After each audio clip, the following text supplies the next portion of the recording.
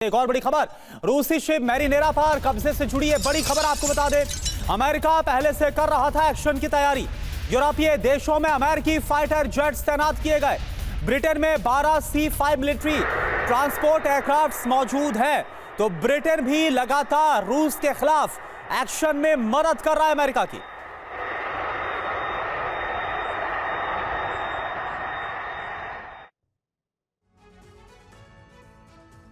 तो अमेरिका और ब्रिटेन आज की तारीख में मिलकर कैसे रूस की टेंशन बढ़ाते नजर आ रहे हैं। आप ये देखिए, ऑपरेशन से पहले रूसी टैंकर को हफ्तों तक ट्रैक किया गया। ब्रिटिश बेस से अमेरिका को मिली लगातार मदद। अमेरिका का जो रुख है वो आपके सामने है। यूके के खिलाफ रूस जवाबी कार्रवाई कर सकता है, अब ये कहा जा रहा है।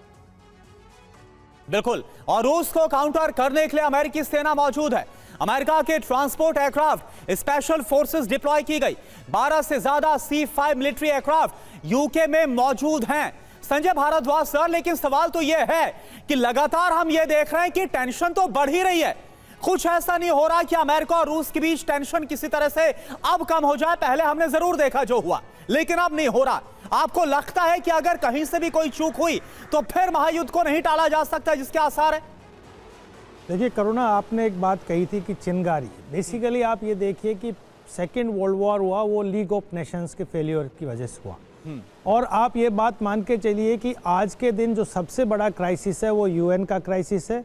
और यूएन चार्टर को बिल्कुल कौन नहीं मान रहा? जो दुनिया की सुपर पावर है वो यूएन चार्टर को भी धज्जियां उड़ा रहे हैं। कोई किसी तरीके का इश्यूज, चाहे वेनेजुएला का इशू है, ग्रीनलैंड का इशू है या ईरान का, बहुत ज़्यादा इश्यूज़ को ये सब यूएन में नहीं ले जा रहा।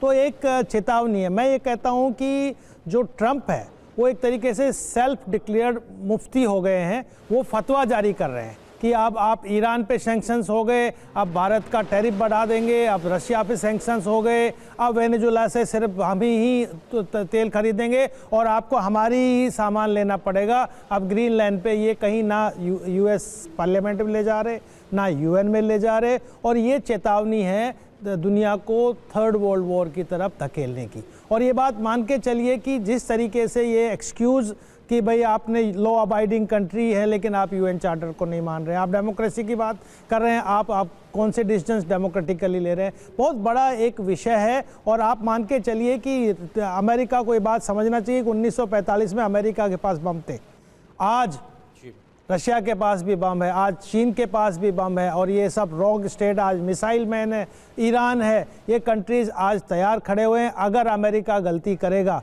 तो दुनिया को थर्ड वर्ल्ड वॉर की तरफ धकेलेगा। और चेतावनी है, मुझे लगता है दुनिया को सचेत होना चाहिए।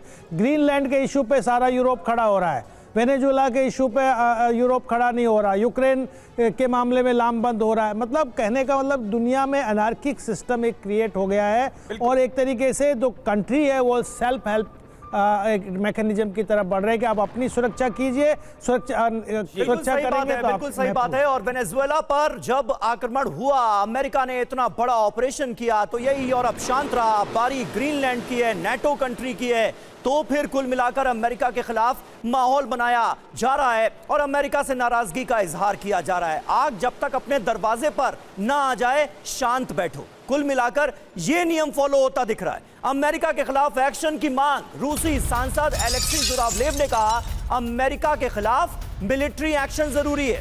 टॉर्पीडो से हमला कर अमेरिकी जहाजों को अब डुबोना होगा। देखिए किस तरह का माहौल अमेरिका के खिलाफ बनता नजर आ रहा है और रूस का रुख काफी आक्रामक नजर आ रहा है। अमेरिका की ताजा करतूत के सामने आने के बाद कहा यह जा रहा है कि टॉर्पीडो से हमला कर अमेरिकी जहाजों को डुबोने का वक्त आ गया है।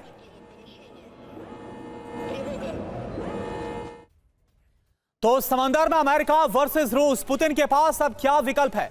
पहला विकल्प है रूस अपनी नॉर्दर्न फ्लीट को भेज सकता है। दूसरा विकल्प है क्रूजर या फिर डिस्ट्रॉयर की नॉर्थ अटलांटिक में तैनाती हो सकती है। तीसरा विकल्प है रूसी सबमरीन का एक्शन देखने को मिल सकता है। और चौथा विकल्प है फाइटर जेट की उड़ान से दबाव डाला जाएगा अमेरिका पर। पांचवा विकल्प क्या है? साइबर या फिर हाइब्रिड ऑपरेशन को अंजाम दिया जा सकता है। और इस बीच एक और बड़ी खबर, समीर। जी हां, बड़ी खबर यह है कि अटलांटिक सागर में तनाव के बीच बड़ी सैन्य तैयारी की खबर है। ब्रिटेन में अमेरिकी बेस पर हलचल बहुत तेज हो गई है।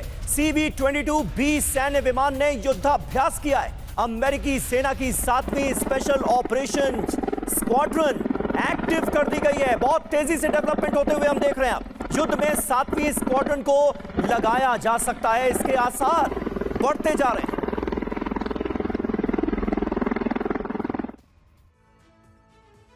तो ये है रूस के खिलाफ अमेरिका की जंगी तैयारी। खबर क्या है? यूरोप में अमेरिकी बेस को कर दिया गया है एक्टिव।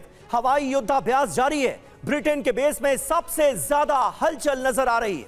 आशंका इस बात की है कि समुद्र के नीचे असली लड़ाई होगी। परमाणु सबमरीन का टकराव संभव है। समुद्र में टॉर्पीडो का इस्तेमाल किया जा सकता है। हाइपरसोनिक मिसाइलों का भी इस जंग में हो सकता है इस्तेमाल। बड़ी बात यह है कि अमेरिका की एयरक्राफ्ट करियर स्ट्राइक ग्रुप को कर दिया गया है एक्टिव। हमारे साथ हमारे सहयोगी मनीष झा भी मौजूद हैं। मनीष, ये बताइए कि तनाव तो बहुत बढ़ता नजर आ रहा है, चरम पर पहुंचता नजर आ रहा है। अमेरिका की जंगी तैयारी एक तरफ और रूस की तरफ से यह स्टेटमेंट एक तरफ कि अब टॉर्पीडो से अटैक करके अमेरिकी जहाजों को डुबोने का वक्त आ गया है। यह बात कहां तक पहुंच रही? देखिए, वो कहते हैं ना कि कई बार बहुत सारी चीज़ें जो दिखती है असल में वो होती नहीं है। ये मामला मुझे लगता है कि तकरीबन वैसा ही है।